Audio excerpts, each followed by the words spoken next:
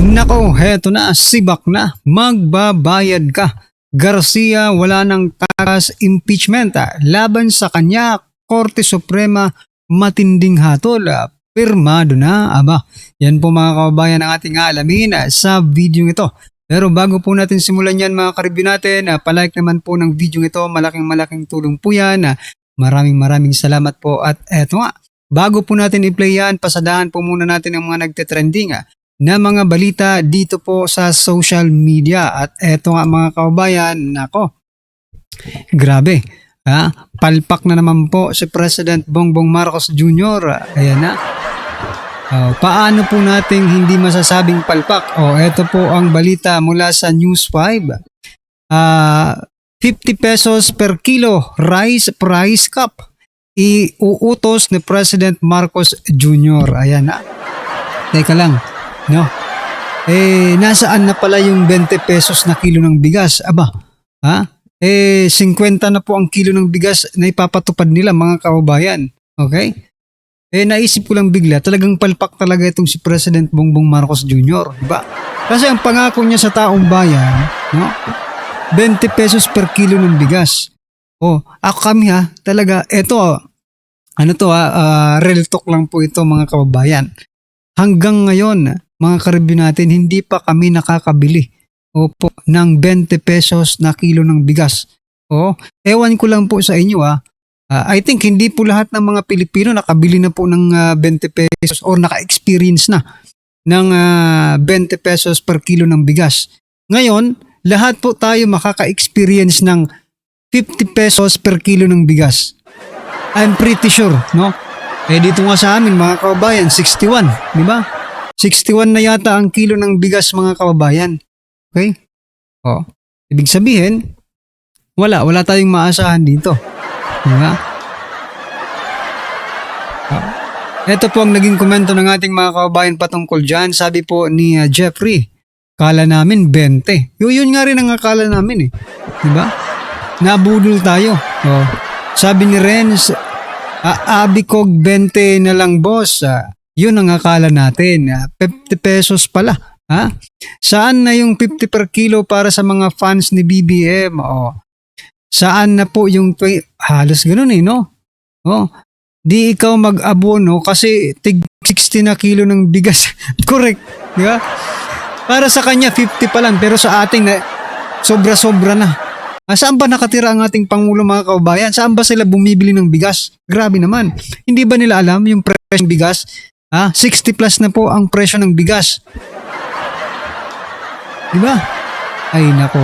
Siguro ko, itong 50 pesos mga kababayan, ito po yung presyo ng pagbebenta nila ng bigas doon po sa mga negosyante. Okay?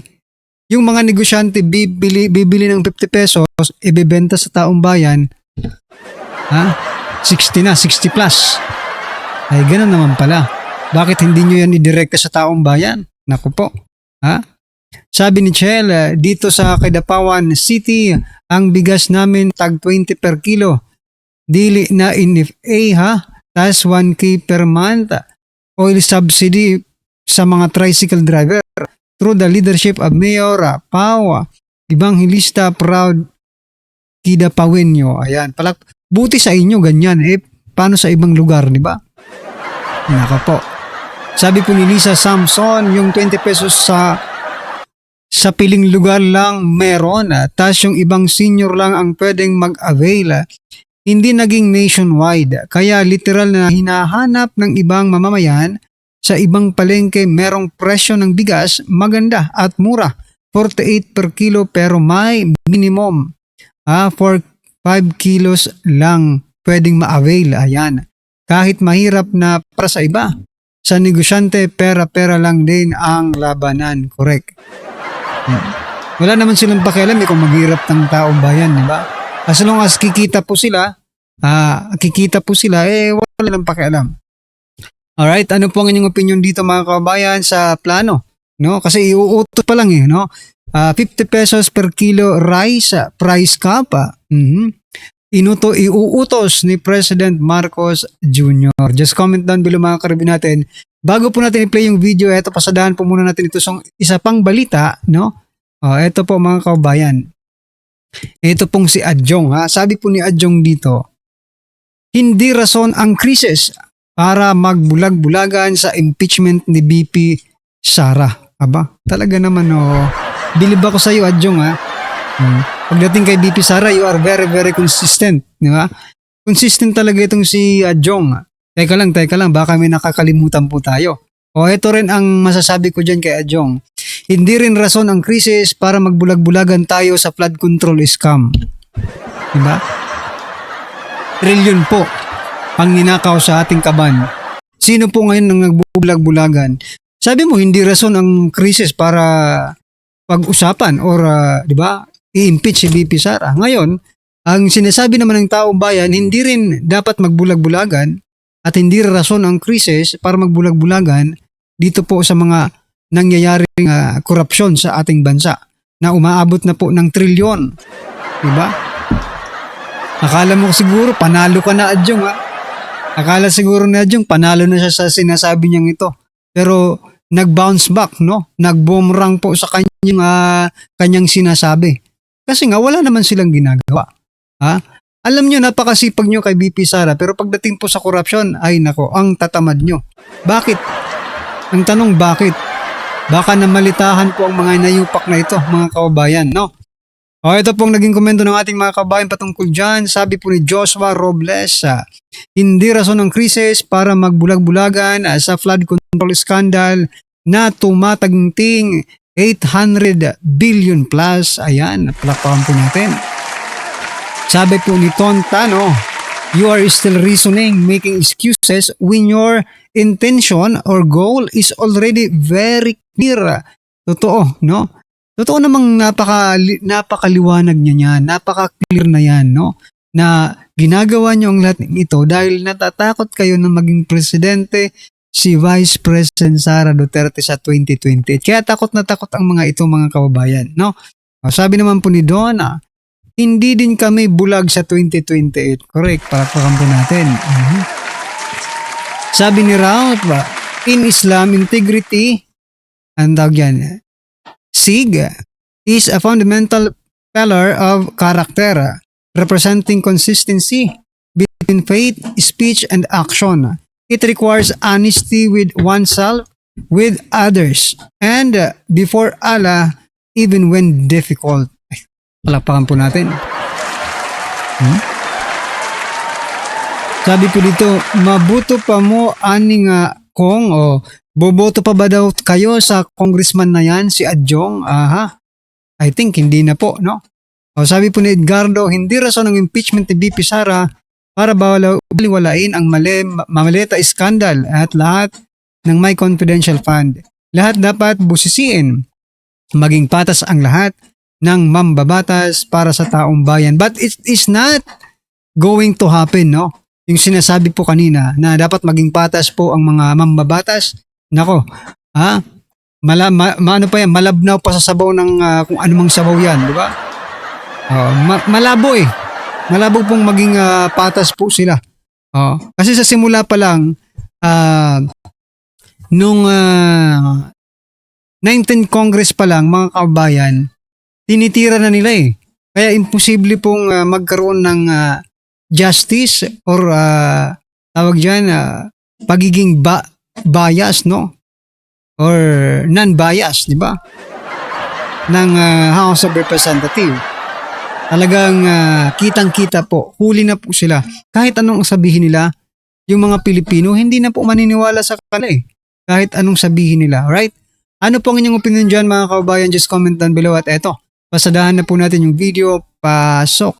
Ito ang nakakagulat. Viral na trending ngayon sa mundo ng social media ang di umano'y balitang panahon na para linisin ang ating bayan at mangyayari lang iyon pagpapalitan na ang namumuno sa pambansang halalan. Ito ang naging desisyon ng marami sa ating mga kababayan.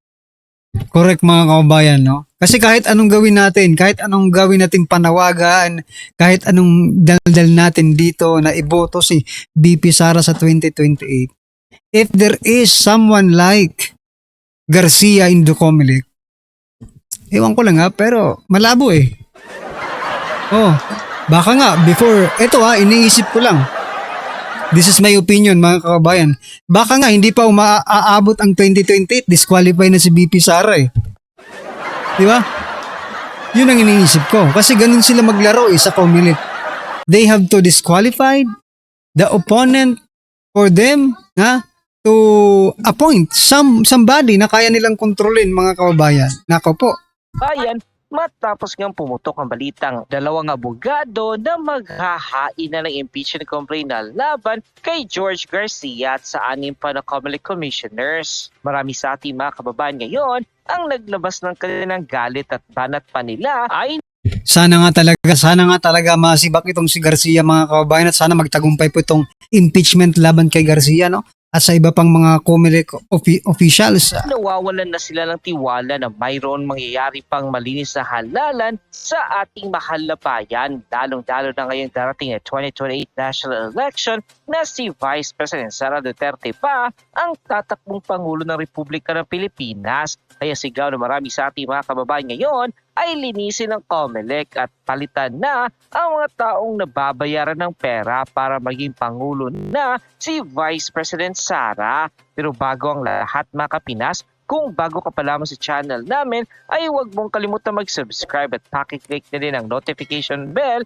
para mas maging update ka pa lalo sa lahat pa ng bagong videos na i-upload namin. At yun nga, mga Kapinas, mainit na pinag-uusapan ngayon sa mundo ng social media ang naging hakbang na ginawa ng dalawang abogado na maghahain na ng impeachment complaint na laban kay George Garcia at sa 6 pa na Comelec commissioners. Banat pa na marami sa ating mga kababayan ay ito na ang tamang panahon na dapat ay linisin na ang Comelec upang sa ganun ay magkaroon na ng malinis na halalan sa darating na 2028 national election. Ayon pa sa official report nilabas ng balita ngayon sa kanilang official Facebook account. Impeachment complaint versus Comelec Chair Garcia. 6 na commissioners inihain umano sa Kamara. Isang matining na legal na hakbang ang inihahanda laban kay Chairman George Erwin Garcia at 6 pang commissioners ng Commission on Elections or Comelec matapos ihayag na magsasampa ng verified complaint for impeachment ang dalawang abogado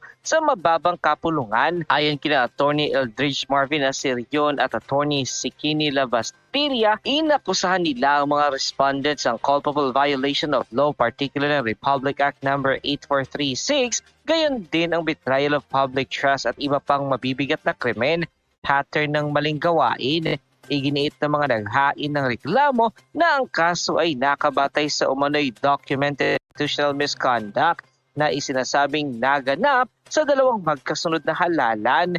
Kabilang sa mabibigat na paratang laban sa Comelec officials ang sumusunod: hindi sumailalim sa source code review. Ayon sa reklamo, ginamit umano ang software version 3.5.0 sa mahigit 110,000 automated counting machines or ACMs noong May 12, 2025 nang hindi ito dumaan sa mandatory source code review at isang mahalagang safeguard sa automated election. Second, Data Center 3 issue. Ipinunto rin ng umano'y pag-install at operation ng isang hindi autorisadong intermediary server na tinatawag na Data Center 3 na posibleng nakaapekto sa integridad ng transmission ng resulta ng halalan. Third, private IP address controversy. Inakusahan din si Garcia na itinago umano ang paggamit ng isang private IP address noong May 9, 2022 para sa humigit kumulang 20,300 vote counting machines o modems, bagay na nagpunesyon ng mga complainant sa usapin ng transparency. Sa ngayon ay wala pang opisyal na pahayag ang Comelec hinggil sa planong paghahain ng impeachment complaint.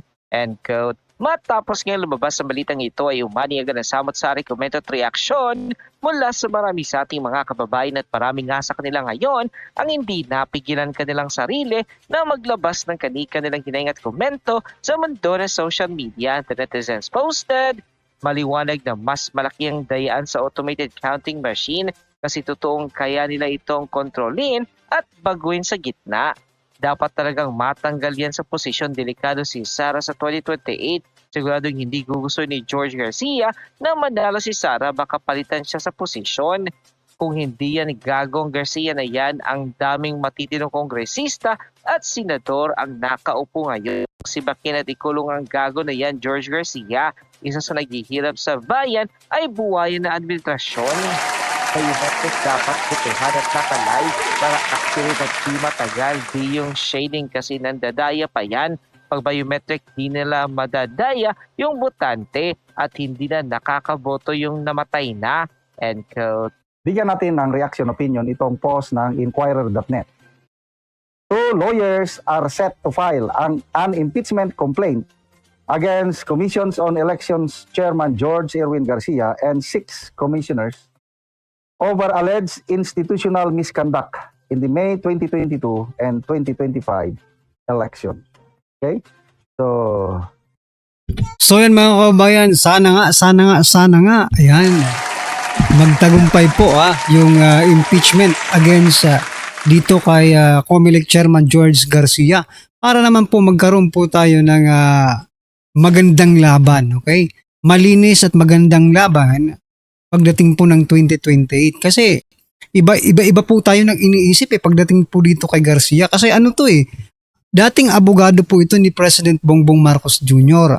At si President Bongbong Marcos Jr. din po ang naglagay sa kanya diyan sa COMELEC, no? Tulad ni tulad po ni Ombudsman Boying Remulla, si President Bongbong Marcos din po ang naglagay sa Ombudsman at anong nakikita natin ngayon sa Ombudsman? 'Di ba? Puro pagtatakip. Maybe, no? Si George Garcia, ito hindi naman natin sinasabing talagang ganito, pero wala tayong magagawa. Ganun talagang iniisip ng taong bayan dyan kay Garcia no? Nahawak siya ni President Bongbong Marcos or tuta siya ni President Bongbong Marcos Jr. Ayan mga kababayan, ano pong inyong opinion, reaksyon patungkol po dyan mga karabin natin, just comment down below. At syempre, huwag pong kalimutang i-like ang video ito, malaking tulong po yan. Maraming salamat po.